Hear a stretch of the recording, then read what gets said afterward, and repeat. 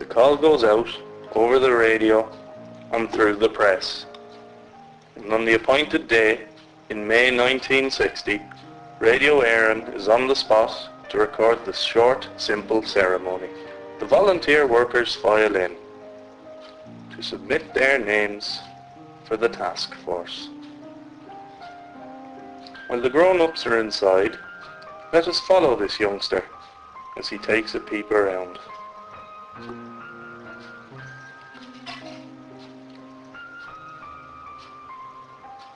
He has heard of this place and the men who died here, but he probably never realized that one day he would kneel and pray on the spot where their blood was shed.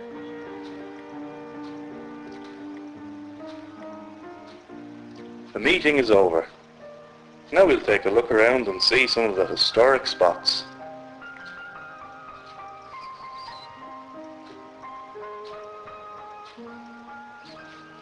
The gate through which 3 men made their escape. A quick look around the stone breaking yard.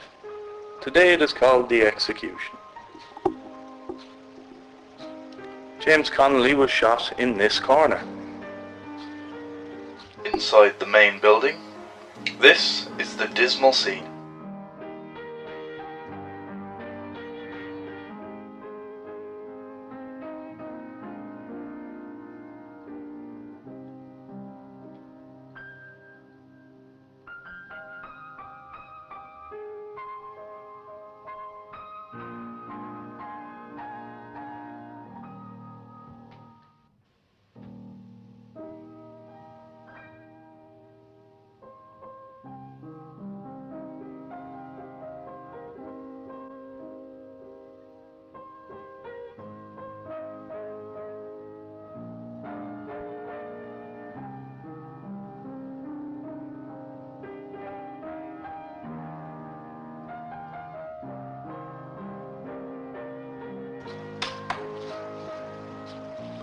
The darkness here brings to mind the remark, you could grab a handful. Certainly it applies here. You could grab 2 handfuls of the darkness.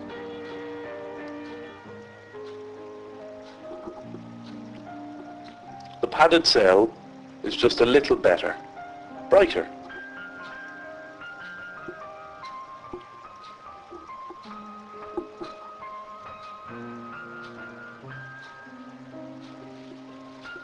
The condemned cell for the 1798 prisoners. One of the windows through which the hangman viewed his victim. The corridor which leads into Parnell's room on one side, and on the other side the room where Carey peeped at the suspects. It is believed that this old cell once housed Eamon de Valera.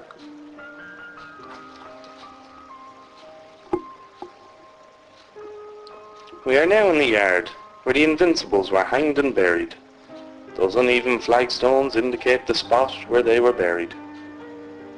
Let us try to imagine their last few steps down to the yard. That was to be both their deathbed and last resting place. Down the steps, after being ignominiously marched round the other yards, down to the flagstone level. Little did they know that they would be laid to rest under these.